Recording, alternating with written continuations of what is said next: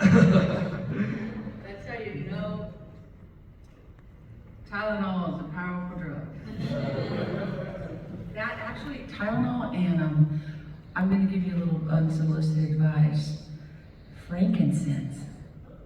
And just any lotion, I mean, if it's good enough for Jesus, good enough for us. That's a little loud. I feel like it's, is it a little loud? It's loud. All right, here we are. All right, yeah, and thank you so much for joining us. It's an honor to host you here, and it was an incredible concert. I think everyone here did. So,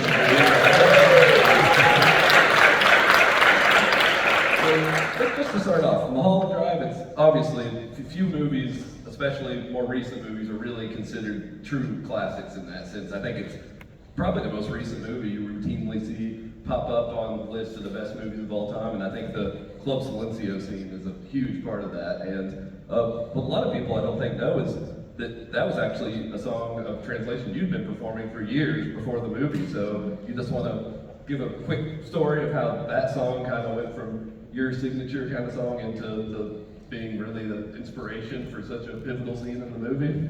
Well, you know what, actually, Max, that was a really great question. I love the way you posed it. Well, thank you. It's important, and I like to talk about it. And you know how people say long story short? I just go, long story. No, I'll try, but let me just say this, that in the 90s, something tragic happened. The wardrobe. But because of the tragedy that was Selena's death, I was so inspired by her. I just loved her so much that a friend of mine said, you ought to sing in Spanish. And I've been singing in Spanish off and on, of course. I love Spanish music. And so I'd been singing crying in English. And she said, you should try this in Spanish. So, well, I can't translate this. My first language is English, So I met a gal named Tanya Sanz, spelled T-H-A-N-I-A. Look her up. She's an incredible singer-songwriter, producer. I met her, and I found out she could translate, and I said, hey, would you like to translate a song for me? Roy Orbison's song, but it was written originally by Joe Melson. And Mr. Joe Melson is still alive. He's like 140, I think. He's incredible. He lives in Nashville, and also in Midland, Texas, where both he, I believe, and Roy met.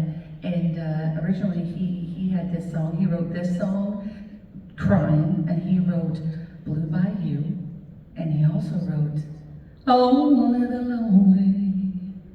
Come on now. So, along with Roy in some form, but originally Crying was Joe's only. So, with that in mind, Tanya Sanz said she would help me translate it. She 99.9% translated it. I just kind of fixed it a little bit, so the meter was right and the words were what I wanted. But it was her, it was because of her. She basically saved my life. It was Joe Melson and Tanya Sanz. And then I started singing in Spanish. And I sang it a cappella because nobody could really play some of those really cool chord changes that Joe had incorporated, and Roy's band and all that. They're really intricate. So, I mean, not even the Il Divo version uses some of the chords that are the original. And then, so I was like, you know what? I'm just going to sing this Acapulco and just not even worry about these guys' moment. So that's what I used to sing at the end. Now I sing it at the beginning. I squeak it out, get it over with, and then hope for the best. Because to sing it at the end, I'm so tired. I'm tired, look at me. I'm tired. A friend of mine said that she thought she was a lesbian, and her mama said, oh no, honey, you're just tired. I've been tired for a while. So anyway, that's when I came out in Kentucky. No, it's not true. It's not true. I'm in Kentucky. I love it here. Y'all been real nice. Yeah, thank you. All of a sudden, that's just code switch tonight. Yeah, so glad to have you here. Thank you. Well, it's a country singer. Oh yeah, yeah. Well, hold on before you cut me off. I wasn't finished. I did tell you it was long, right? I didn't say long story short, did I? Okay, so the deal is this. So once she wrote it for me and I started singing it, I literally got record deals from that. CAA, record deal. I got everything I wanted. That was my golden ticket. Right? It's a beautiful song. And so with that in mind, I've been singing it for years before my agent, who was Dave Lynch's agent, said, I want to introduce you to David Lynch. And I said, Twin Peaks David Lynch? And he said, yeah, David Lynch. Wait, Blue Velvet David Lynch? He said, yeah, that's it. Wow, that hard. Yeah, the same David Lynch.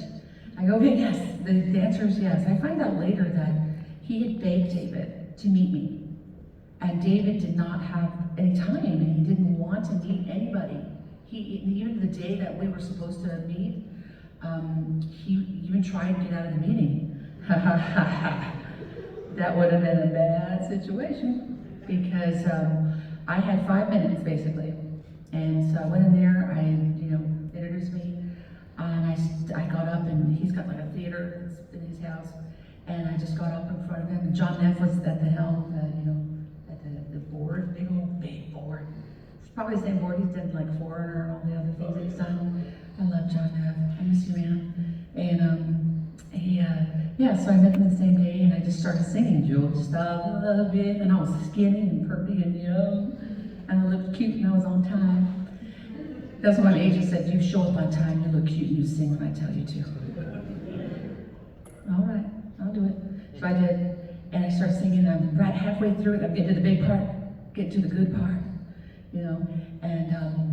and then he stops me. David says, oh, well, stop right there to stop, you know what? And I thought, my heart sunk to my boot. And I thought, oh, Lord, this is the first person who doesn't like it. He doesn't like it. He must think I'm like something, trying to show off. But that was my song, right? So he said, why don't you go into that booth there? We have a Telefunken. There's only like maybe 4 in the world.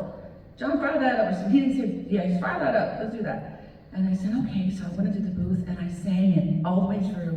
And at the end, David says, well, ding dang, Rebekah Del Rio, that was aces. And I'm like, this guy is so weird. And I was like, well, thank you. Thank you. And then I said, well, I gotta go, because you leave them wanting more. And so, bye.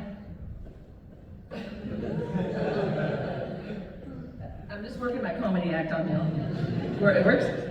Okay, so I'm gonna do stand-up comedy too, at some point, because my life is a fucking joke. Okay, so, so I sang it, and he's the reason why I started smoking. I don't smoke anymore, God, no. But had American Spirits, but he was just so happy. Had some damn fine coffee, because he didn't want me to leave. And I go, well, I gotta go now. Nice to meet you, David. See ya. Next thing I know, Brian Laux calls me. David he is like obsessed with your voice. He wrote a special part just for you for his TV show. You're gonna be the next Donna Shepherd. It's like, cool, I'm gonna make money, finally. I had a record deal in Nashville. I was a country recording artist. I had a deal. I was singing like country songs, right? That's why I have an accent still. I can drop kick it in time. Oh yeah, do you want me to break out for a piece, a little bit of my country stuff, real quick? Okay, so I sang this song, lots of songs, but one of them was one of my favorites was from this record that never got released, and it was called Nobody's Angel. That was the name of the actual album, and it was she is longing for love to take her. She whispers in silence, but no one hears. What's up, Patsy Cline? So, okay, that's it. So, thank you. Thanks. I love that song. Check it out, because I think Crystal Bell did it before me. It's a big hit. So, so the long story is that he loved it so much, he just created that whole scene just for me, and begged me to come back and sing along with it. So I did, and that's how it all started. And it was just Joe Melson's beautiful song, Tanya Song's beautiful translation, and the Lord God gave me a gift. And I'm so grateful to be sharing that with you all right now. So thank you so much.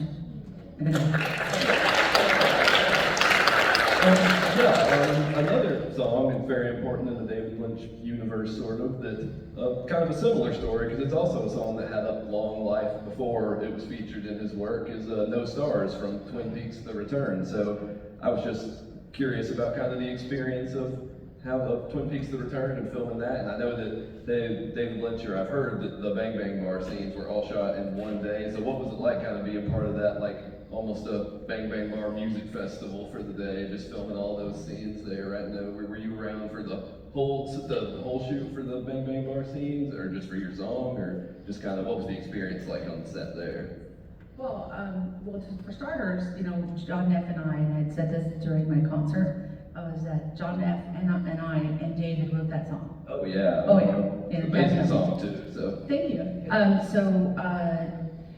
David had written some poem, kind of chicken scratch, and then John, being the most prolific, talented engineer and guitar player and just all around nice guy, he did all the music, and David Lynch, he taught David how to play a little bit of that guitar orchestra and different parts.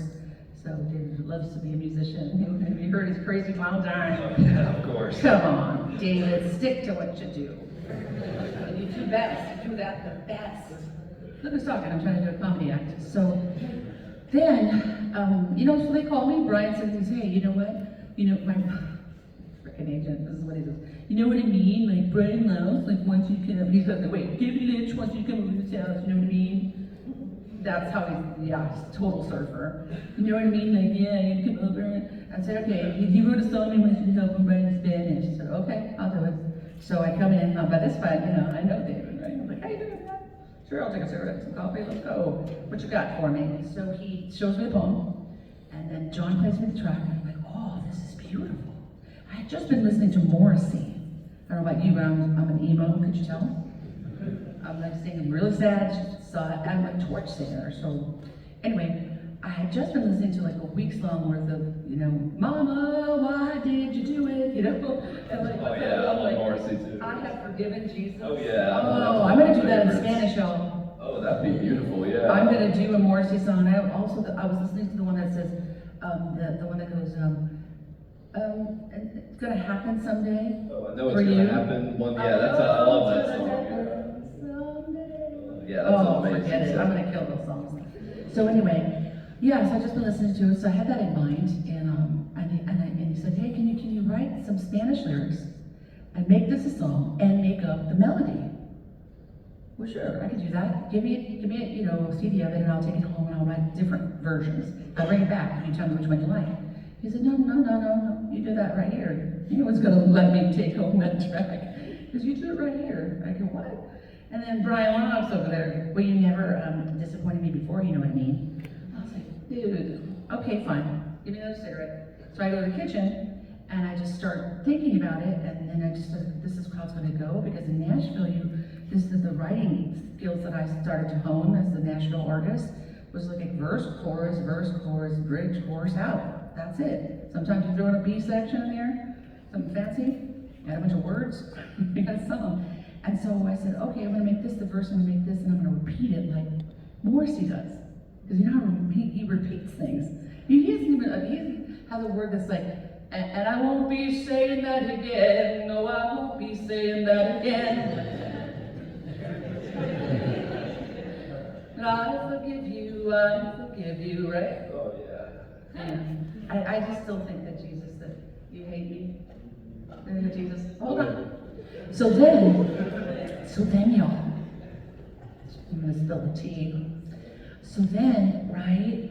So I just came back and I said, okay, fire up that track, go back to that Telefunken mic, same mic, beautiful thing too, with the tube mic hanging right there. Oh Lord, and so I just made it up. The things that I was thinking at the table, it wasn't what I sang in front of that mic. I got like anointed or something. And I felt like the spirit of little Jamie Scott because I wasn't sure what's coming next. It's so weird, the timing. I don't know if you dun dun dun dun dun dun. It's kind of the 50s, and then it has like an extra bar. The musicians in here, so I was like, what? It's weird, right? And you don't know when it's coming, and I didn't either. I had only heard it once. So I'm like, oh, my dream. What's coming? And that's why I wait for the next chord. Oh, is to go, okay, there it is, to the place. And then it ended up being like a little Jimmy Scott thing, because he would always delay into the next chord change. And that was just a style. And then when I finished it, they're like, oh, Rebecca, wow, that's the record, I'm like, okay, there you go, bye. I was just like out of there, because it's a lot of pressure. You just make shit up just right there. What do I look like? Talented? So, yeah, and I never really, I never really talked about No Stars for a long time until the Twin Peaks: The Return. And I called David up and said, now David, now don't you think No Stars would be perfect for Twin Peaks? He goes, I sure do, Rebecca. I said, okay, let's do it. And then once again, I was in there and he did like such a great job. I had lost weight, looked good. 15 years later, meanwhile, I had lost some weight, so there it was. And so I just, it was really fantastic to go into the, into that scene with everybody there, with Julie Cruz and Trent Reznor and all the, it was wonderful because everybody was like a family. I didn't see some of them because I left. You're only supposed to be there for a certain time because the dressing rooms are shared after like a certain amount of hours when you're done with yours. Then they just let other people use the dressing rooms, so there's too many people with you. So I didn't get to see some of those acts, but most of them I did. And what up, Moby? Oh yeah. Let's not forget Moby, which is like the connection, because he does a lot of David Lynch stuff. Yeah. He did Richard Kelly stuff. Segue to the next question. Oh yeah, and one last question, and we'll turn to the audience for a few. But yeah, mentioning Richard Kelly, I know it's been all about David Lynch tonight, but be remiss not to ask about another one of my favorite directors. And you, as we heard some of the selection from the movie Southland Tales, maybe my favorite movie. So yeah, obviously wanted to ask about that. And I've always thought, that had to be such a crazy process, the making of that movie, the set and stuff. So yeah, just briefly what's your experience working with Richard Kelly on Southland Tales? How does it compare with working with David Lynch? Just briefly, yeah, how was it? How was working on Southland Tales? He says briefly twice. Okay, I'll try. So I met Go Richard. as long as you want. Yeah. I met Richard and said, I want you in my family. How was that? Well, actually, Richard tells it better than I do, but I've been on the road with Richard. I've invited him to a lot of my shows. I started a Fluid Karma tour, and I invited him to come along for the Q&A.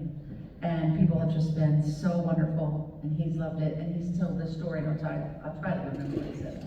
Something to the effect that he and Jake went to go see Donnie Darko, his film, right? I love Donnie Darko.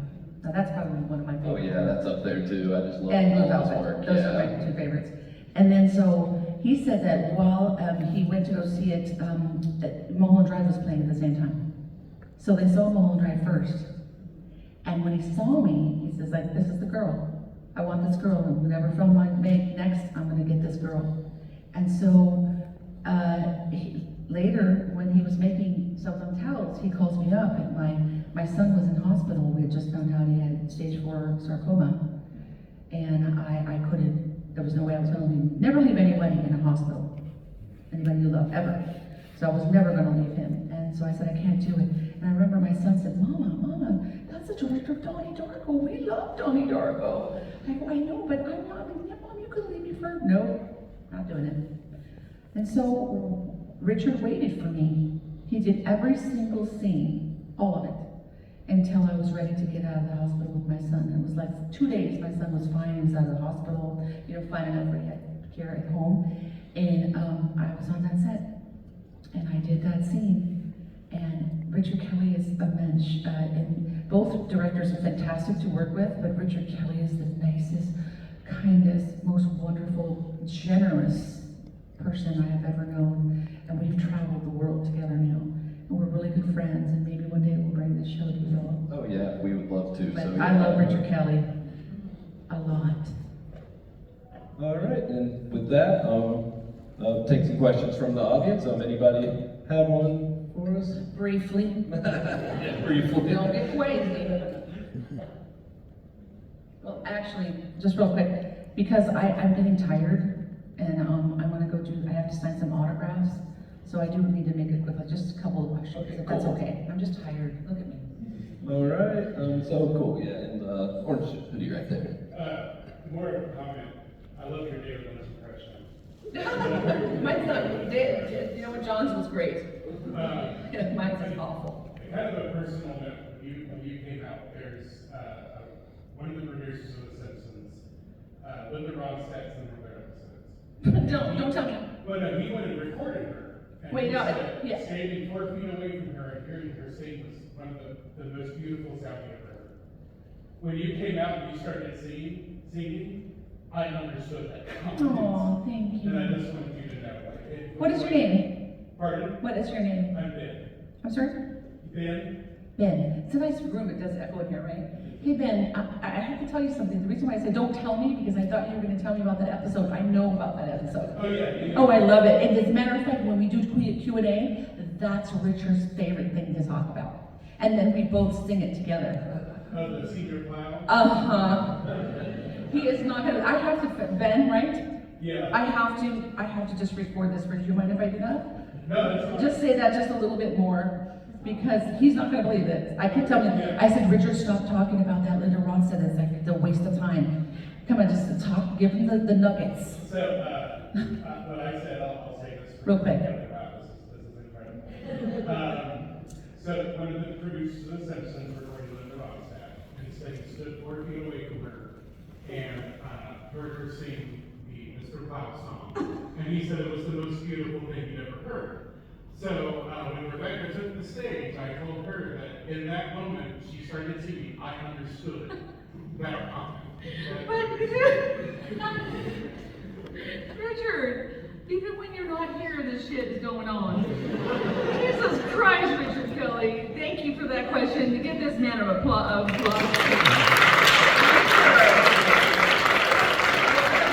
I try to like put it out of my mind. I don't even know how the song goes anymore, but he would make me sing it with him, and then we'd do a duet. I'd love to see that. Yeah, I'm a huge Simpsons fan too. Thank you. Yeah, everybody's gonna look it up. It's like, es un borracho, right? Something like that. Yeah. Señor Plow es macho.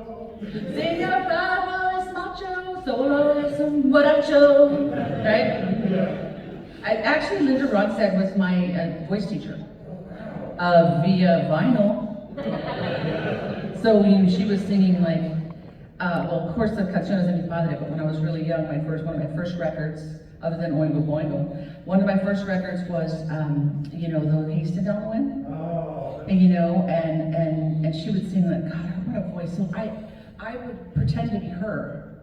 So that's why I have the same kind of little bit of a vibrato. Yeah. And I couldn't really sing as high as she could, but I sang low. So I did that Karen Carpenter thing. I did hers, and then my falsetto was Dolly Parton. Those are my teachers. But I love Linda Ronstadt so much. Yeah, it's hard to beat. Really, nobody Yeah, sings she's like amazing. her. Nobody. And what's that? Blue Bayou, right? Oh, I yeah. feel so down, I got a worm in mind, right? I'm so lonesome all the time. See that, vibrato? Since I left my little girl, baby, behind on Blue Bayou. All right. Any more? I love her. Any more questions there? All right, the orange shirt there. Yes, you mentioned Morrissey earlier with your very unique musical style. I was wondering if you could name any other inspirations you've had and who you're listening to right now. Oh, those are great questions, yeah. Well, I mentioned that I love Linda Ronstadt and all them, and Karen Carpenter's my favorite. I'll say goodbye to love. No one ever cared if I should live or die. Oh. So, I like I'm emo, so I kind of love like very sad music. Nick Cave, I love obviously Leonard Cohen, and I wasn't really exposed to a lot of great music as a kid because my parents were just into a lot of just more religious music and and big band, so that was great. And then as I grew older, I just got into myself, so I was listening to a lot of, I love 70s, like yacht rock. But I think that just because it's funny, some of that panty dropping music, and you know, you are the woman that I've always, so cheesy. And so I think that, well, right now I'm listening to Olivia Francis. She's wonderful. She's a Grammy-nominated little country singer, kind of folky singer in Nashville. Nice little Jewish girl. And she was actually going to open up for me tonight, but she got COVID. And I'm kind of glad she did it, only because I think we'll do it next time when we have more time. It's just a concert or Oh, something. yeah. But she's great. I was going to sing her a little song called Breathing Room. And it's so sweet. It's like, it's so sweet. Could you stop breathing room to get me through? She sings like that. To get me through.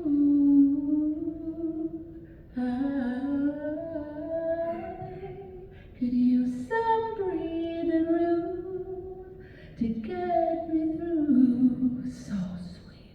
So check her out and check out Rumor. She's from England and she sounds like Kara Carpenter.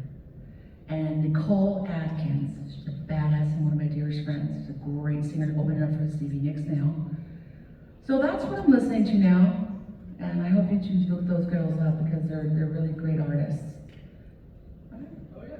I think that's it, right? Oh, yeah, I think that's And it. so if you want an autograph, you better come out and get it. I only have 5 vinyls. They're double vinyls, red and white, marble of Twin Peaks: The Return. So it has like the cactus blossoms and, you know, Trent, and it has of course Simone, all that, and me. So I only have 5. That's it. Once they're gone, they're gone. So thank you so much for coming. Thank you for waiting. Thank you for being there. Thank you, Kentucky, and thank you for the charcuterie board.